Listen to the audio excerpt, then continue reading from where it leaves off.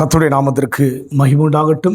Praise be to the name of the Lord. கர்த்தராகிய இயேசு கிறிஸ்துவின் கிருபையோடும் By the grace of our Lord Jesus Christ, பரிசுத்த ஆவியினுடைய பிரசன்னத்தோடும் with the presence of the Holy Spirit, உங்களை சந்திப்பதில் to meet you. நாங்கள் மிகுந்த மகிழ்ச்சி அடைகின்றோம். We are so glad today உங்களோடும், with you, உங்கள் குடும்பத்தோடும், with your family, உங்கள் பிள்ளைகளோடும், with your children, நீங்கள் சூழ்ந்திருக்கிற எல்லா இடத்திலேயும் wherever you are going, கர்த்தராகிய இயேசு கிறிஸ்துவின் கிருபையும் with the grace of our Lord Jesus Christ பரிசுத்த ஆவியினுடைய பிரசன்னமும் and the presence of the Holy Spirit, இருந்து கொண்டே இருக்கிறது. it is always with you. அதை உணர்ந்து கொண்டே இருப்போம். Start to experiencing it. அது நம் வாழ்க்கையில பல மாற்றங்களை கொடுக்கும். That will bring a change in our life. அநேக வெளிப்பாடுகளை கொடுக்கும். That will give a revelation to us.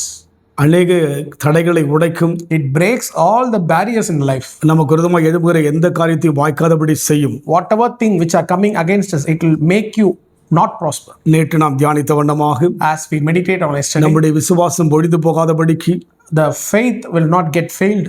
தேவன் நமக்காக விடுதல் செய்கிறவராக பார்த்தோம். Our Lord is the one who is praying for that.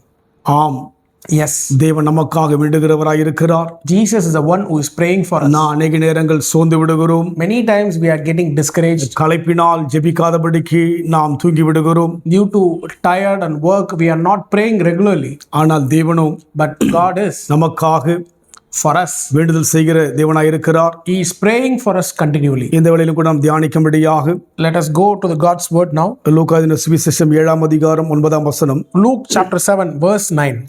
இயேசு இவைகளை கேட்டு அவனை குறித்து ஆச்சரியப்பட்டு திரும்பி தமக்கு பின் செல்கிற திரளான ஜனங்களை நோக்கி, இஸ்ரவேலுக்குள்ளும் நான் இப்படிப்பட்ட விசுவாசத்தை காணவில்லை என்று உங்களுக்கு சொல்கிறேன் என்றார். When Jesus heard these things, he marveled at him and turned him about and said unto the people that followed him, I say unto you, I have not found so great faith, no, not in Israel. 4 சுவிசேஷ புத்தகத்தில் In the 4 gospel books, ஆண்டவராகிய இயேசு கிறிஸ்து குறித்து அருமையான காரியங்கள் பேசப்பட்டிருக்கிறது. many beautiful things have been spoken about Jesus. அவருடைய அற்புதங்கள், His miracles, அவருடைய வல்லமைகள், His power, அவருடைய கிருபையான வார்த்தைகள், His gracious words. நாம் எப்படியெல்லாம் இருக்க வேண்டும் என்று சொல்லி போதனையாய் கொடுக்கப்பட்ட வார்த்தையெல்லாம் இந்த 4 சுவிசேஷத்திலே கொடுக்கப்பட்டிருக்கிறது. And many beautiful teachings about how one should live a life which is pleasing to God is mentioned. இந்த 4 சுவிசேஷ புத்தகத்தில் When you look at these 4 gospels, இயேசுவை நாம் முழுமையாய் பார்க்க முடியும். we can able to see completely about Jesus. நாம் உண்மையாய் தாகத்தோடு வாசிப்போம் என்று சொன்னால், When we do it with a love and eagerly meditate in this, அவரை வேதத்தின் மூலமாக நாம் அனுபவிக்க முடியும். we can able to enjoy Jesus through this word of God. ருசிக்க முடியும். We can able to taste him. மகிழ முடியும். We can able to enjoy him. அநேக காரியங்கள் தேவனால் உணர்த்தப்படுகிற அனுபவத்திலே கடந்து போக முடியும். We can able to hear God's voice through this word of God. அவர் வாழ்ந்த நாட்களிலே On the days where he was living, நடந்த சம்பவம் எல்லாம் இந்த 4 புத்தகத்திலே சொல்லப்பட்டிருக்கிறது. all the incidents have been recorded in these books.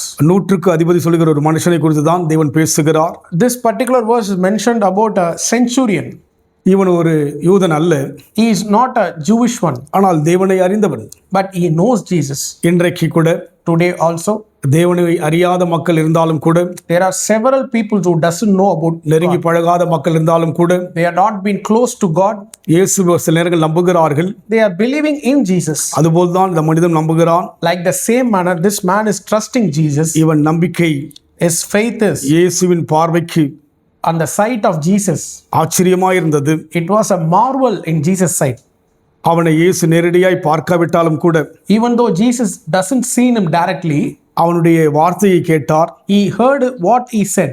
அவருடைய அந்த வார்த்தை மூலமாக Through his words, இயேசுவே ஆச்சரியப்பட்டார். Jesus was astonished. இன்றைக்கு நம் வாழ்க்கையில் கூட Today also, நம்முடைய அனுபவங்கள், our experience, நம்முடைய விசுவாசம், our faith, நாம் வைத்திருக்கிற ஐக்கியம் our fellowship தேவ பார்வையிலே in the sight of God. அன்றைக்கு பார்த்த இயேசு கிறிஸ்து And the early days, how Jesus sees you. இன்றைக்கு ஆவியாக நம்மை பார்த்து கொண்டிருக்கிறபடியினாலே Today, he is a spirit looking at you. அந்த 100க்கு அதிபதியின் செயல்கள் The centurion's way, இயேசுவை ஆச்சரியப்பட வைத்தது. it made him Jesus marveled. அதுபோல் இன்றைக்கு நம்முடைய வாழ்க்கையின் செயல்கள் Today, whatever thing we are doing தேவ பார்வையிலே in the sight of God, அவர் பார்க்கிறார் என்று விசுவாசத்தோடு இருப்போம் என்று சொன்னால் when we are believing God is looking at us, அவர் ஆச்சரியப்படும்படி இருக்க வேண்டும். it will be a marvelous to him. எதை கண்டு ஆச்சரியப்பட்டார்? By what he was marveled? விசுவாசை கண்டு ஆச்சரியப்பட்டார். By looking at the man's faith, he was marveled. என்ன சொல்கிறார்? What he said, இஸ்ரவேலுக்குள்ளே நான் இப்படிப்பட்ட விசுவாசை காணவில்லை என்றார். I say unto you, I have not found so great faith, no, not in Israel. இதுவரைக்கும் எவ்வளவு பேரை பார்த்தார்? Many people he has been witness. நெருங்கிய உறவுகளை கூட பார்த்தார். Close associate people also there. அங்கே பாரம்பரியமாய் சகலவிதமான வேதத்தின் காரியங்களை பின்பற்றுகிற மக்களை எல்லாம் பார்த்தார். Many culturally following Jewish people also are there. பயந்த மக்களை பார்த்தார். Fearful people are there. தேவனை வழிபடுகின்ற மக்களை எல்லாம் பார்த்திருக்கிறார். The one who have been devoted to God also he has witnessed. ஆனால் யாரிடத்திலும் பார்த்திராத ஒரு காரியத்தை But he has never seen this thing in any இந்த other. மனிதனுடைய விசுவாசத்தில் பார்த்தார்.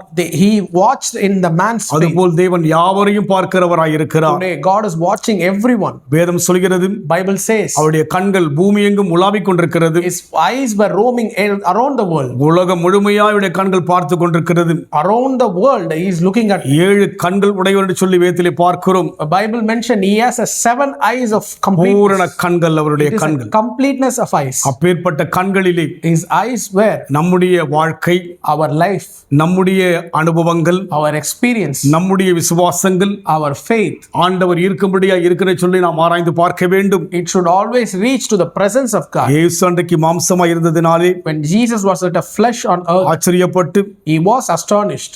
அவனை குறித்து மென்மையாய் சொல்கிறார். He said about him very greatly. இன்றைக்கு நம்மை குறித்து Today about us, மென்மையாய் தேவன் எண்ண வேண்டும். God should think greatly about us. எதை பார்த்து மென்மையை எண்ணுவார்? By seeing what God should think like நம்முடைய that. அந்தஸ்தை பார்த்தல்ல, Not our wealth, நம்முடைய அழகை பார்த்தல்ல, not on our beauty, நம்முடைய பலத்தை பார்த்தல்ல, not on our strength, நம்முடைய பணத்தை பார்த்தல்ல, not on our money, நம்முடைய விசுவாசத்தை பார்த்து, but looking at our faith. அந்த 100க்கு அதிபதி விசுவாசத்தை பார்த்து Jesus looked at the man's faith. ஆண்டவர் ஆச்சரியப்பட்டார். He was astonished. இயேசு ஆச்சரியப்பட்டார். He was marveled. அதுபோல் இன்றைக்கு Like the same, ஆவியான தேவன் the Spirit of God, இயேசு கிறிஸ்து Jesus, ஆச்சரியப்படும்படியாக, he should get நம்ம astonished. விசுவாசம் இருக்கும்படியாக, Our faith should be. நேற்று நாம் தியானித்த வண்ணமாக As we meditate on நம்முடைய yesterday, விசுவாசம் எழுந்து போகாதபடிக்கு we should not fail our faith. வேண்டுகிறபடினாலே Since we have நம்முடைய prayed for us, விசுவாசம் ஆச்சரியமாய் இருக்கட்டும். our faith should get marveled. அன்பின் ஆண்டவரே, Dear Father, எங்கள் விசுவாசமானது our faith is நம்முடைய பார்வைக்கு in your sight. ஆச்சரியமாய் இருக்கும்படியாக It should be a marvel. அனுக்கிரகம் செய்வீராக. Graciously help us. லீபல சந்தரபலப Thank you for that. லீபல துருபியாதியா. Thank you, Lord. நாங்கள் எல்லோரையும் போல விசுவாசிக்காதபடிக்கு Not like other people, எங்கள் Lord. விசுவாசம் விசேஷமாய் இருக்கட்டும். Our faith should be special. வழி நடத்துங்க. Lead us. இயேசுவின் நாமத்தில் பிதாவே. In Jesus' name we pray. கர்த்தர் ஆசீர்வதிப்பாராக. God bless you.